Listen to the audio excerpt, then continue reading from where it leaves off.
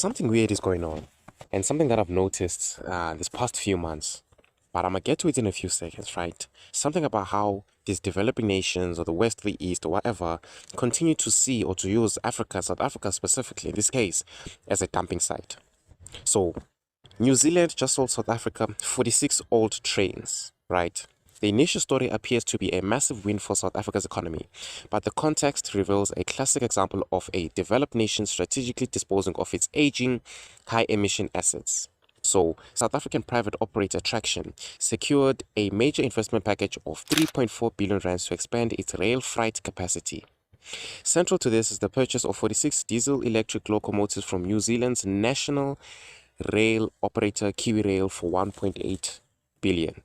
South Africa desperately needs these trains, no doubt, but the state-owned rail system cannot cope with national demand, leaving a massive freight capacity gap that cripples major sectors like mining and agriculture.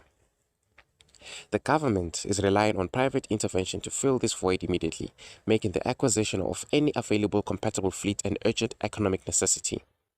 New Zealand is retiring those specific DX class locomotives, which are nearly 48 years old on average, because they are becoming prohibitively expensive to maintain and do not meet the country's modern emission standards.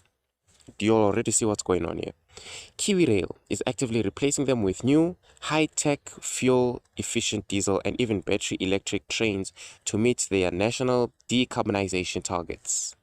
They are replacing these trains with better and more efficient trains, safer trains, and instead of scrapping these old trains, they are strategically dumping them lana in South Africa for a bit of change, for some money. This is crazy. The trains are structurally compatible with South Africa's narrow rail gauge, making them an easy available solution. For New Zealand, this deal is a profitable disposal that externalizes the environmental and maintenance burdens. For South Africa, it's a necessary immediate capacity boost achieved by acquiring decades-old technology that a wealthier country deemed obsolete. But now, what does this mean for developing nations? Well, this transaction is a case study in what critics call technology dumping and toxic coloniality. It reveals a structural asymmetry in global trade that steers developing nations towards obsolete, polluting technology.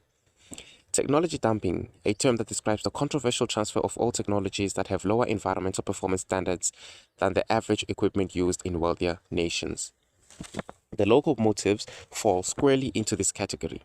New Zealand is moving toward clean technology, and South Africa is taking on 1970s era diesel power. How does that make any sense? Nah, this is some other type of colonialism I don't understand. Why do developing nations accept this though? Well, they are trapped by capital constraints. The international trade system is often rigged in favor of the rich. Of course, creating tariff barriers that cost developing countries billions annually, far more than they receive in aid. This structural inequality deprives them of capital needed to purchase expensive, brand new, clean technology. The old trains are sold at a significantly lower upfront cost, offering a quick economic advantage.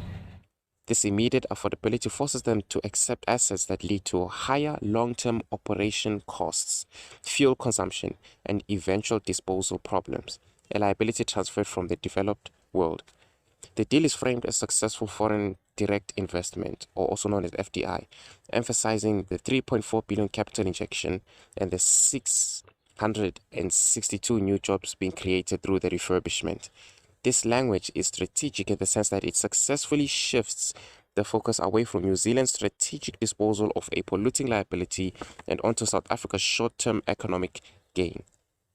The consequences of Africa being used as a systemic dumping site for the developed world's waste and obsolete products go beyond infrastructure lock-in. They directly affect the health, safety, and economic prosperity of the average person. The commitment to operating these 48-year-old diesel units ensures that a key part of South Africa's economy remains locked into a high-emission, carbon-intensive path for the next 2 decades, delaying the country's energy transition. And if I'm not mistaken, wasn't Ramaphosa on we pushing an agenda on green energy and debt relief and something about climate change, combating climate change in the global south? And now this is happening. Sounds a bit sketchy to me. The local motives are just one piece of a much larger global pattern of transferring technological burdens to the continent. I mean, think about e waste. Millions of tons of discarded electronics, phones, and computers are illegally exported, often mislabeled as second hand products or donations to skirt international waste conventions. These goods contain hazardous substances like lead, mercury, and cadmium.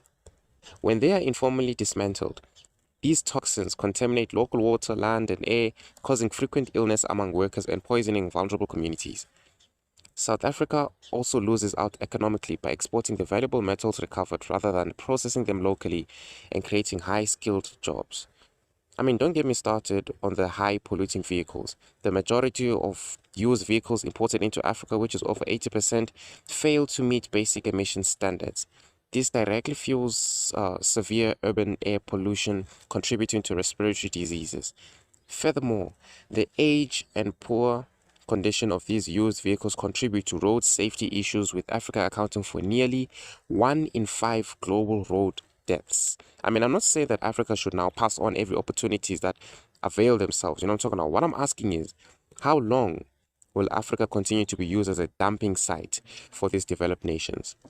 How long will these African leaders act? I mean, bro, I can't even begin to crash out on this if I want to put it if I had to put it that way, right?